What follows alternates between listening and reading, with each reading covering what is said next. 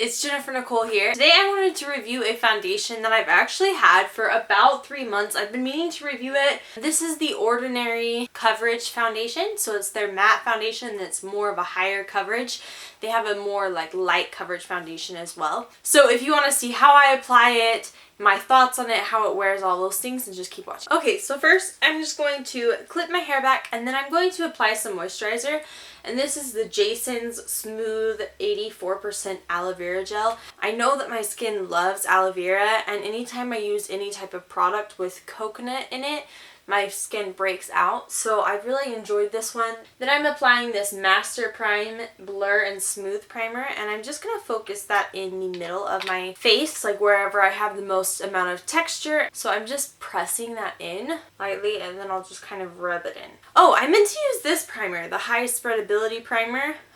We'll put a little bit of that on as well. This primer is the one that I feel like the two really go well together because this is an ordinary primer. So I'm going to apply a little bit of that all over my face. But you can use whatever primer you want. I just feel like these two really do pair really well together. Okay, so now I'm going to go in with the foundation. So I ordered the yellow, but with this brand, the yellow is actually like very yellow. You'll see as I apply it to my face, it just has a very warm undertone.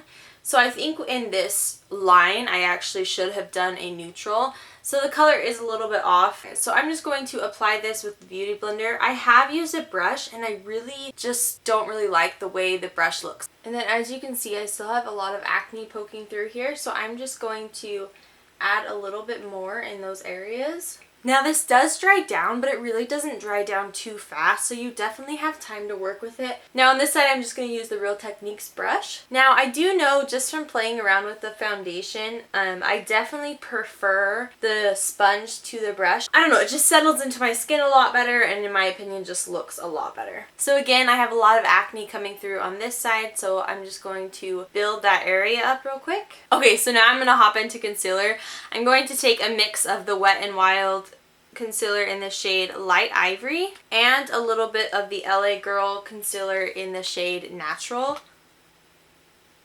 I really feel like everything blends really nicely with the foundation. The foundation just, everything melts together. I haven't had any troubles with anything blending on it. Everything's worked, blush, bronzer, powder, everything. Okay, so now that I have the concealer applied, I'm going to put on some of this Tarte translucent powder. I definitely have noticed that this works much better and lasts a lot longer if you set it. As far as longevity, as long as I set it, it does really seem to last well. And even if I don't set it, it will probably last a good 5 to 6 hours. And when I set it, it lasts for a good 7 to 8. Okay, so I wanted to show you a little bit closer up before I go and do the rest of my makeup, just so you can see it right on my face. Now, I definitely feel like it settles into smile lines a little bit, and like any wrinkles, if you just kind of like tap it, you can definitely tap those out. It's not crazy creasing. Okay, so I'm just gonna go apply the rest of my makeup and I will be right back.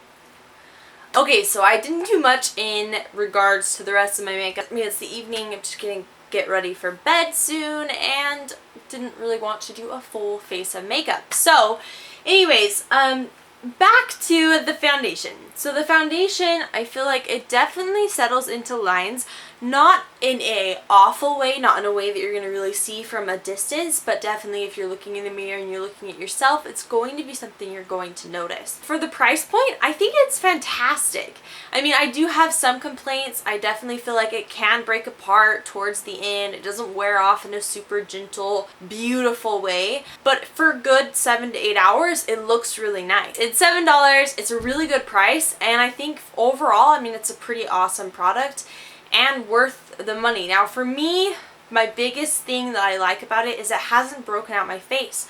Usually something in that price point, I'll get like a ton of breakouts, which I do have a lot going on now, but that's mostly just stress and lifestyle and other stuff. So in regards to foundation, it definitely doesn't do that. It's something I'm super happy with. So I would definitely recommend it. Those are my thoughts. I hope you have a fantastic day, and I'll see you next time. Bye guys.